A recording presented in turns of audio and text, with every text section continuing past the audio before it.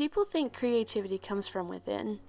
Everyone has a genius, original idea that no one has ever thought of inside of them, just waiting to be thought of and put into action. That is not true. There is nothing new under the sun, as they say.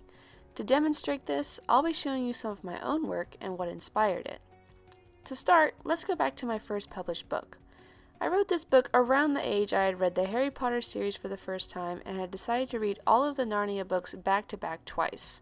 It's safe to say I was hyped up on fantasy. A Quest reflected this. From Harry Potter, I took wands, a gentle giant character who introduces the characters to the new world, and a set of mischievous twins. I even went so far as to name one of the twins Albus in early drafts. From The Lion, the Witch, and the Wardrobe, I took an evil ice queen, a magic portal, vicious wolves, talking animals, and a quest to take back the kingdom. There are plenty of other similarities to not only the Narnia and Harry Potter series, but also other movies and books I'd seen or read in my early novels. But let's move on to something else I wrote. My first truly popular written work was based on the epitome of taking someone else's work. It was a fan fiction based off of the Maze Runner book and movie series. If you don't know what a fan fiction is, I basically took someone else's story and universe, added my own characters, my own interesting subplots, and posted it online. I also took common tropes I'd seen and liked from other fan fictions, and simply mixed in my own flavors to create a story that has close to 200,000 views. This isn't considered stealing because I was not pretending to own anything that wasn't my original work. And even though it might sound a little sketchy, people actually love reading fan fiction and looking at fan art. Now let's move away from my written work to look at some of my early YouTube videos. Since I can no longer watch these videos without cringing, most of them are now on private. Some of my first few videos were based off of blog posts I had written, so I was actually remixing my own work.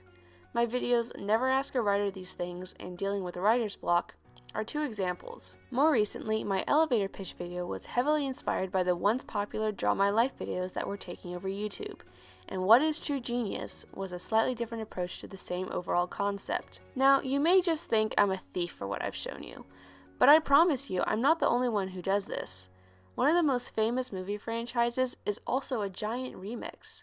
Star Wars borrowed numerous elements from numerous other movies, even specific scene and character inspirations. For example, the soft swipes and opening title sequences come from the TV series Flash Gordon. Other elements like the low-ranking comedic duo, the under-the-floorboards hideaway scene, and a rude big shot getting their arm chopped off all comes from Japanese movies like Hidden Fortress. This was covered in some of the video footage we were asked to watch for Praxis this week. Despite the fact that the world we live in today looks down on the borrowing of other people's ideas and work, borrowing and remixing is actually extremely important in order for our culture to make any sort of improvement. There may be nothing new under the sun, but there are new ways to combine old ideas. Thank you for watching.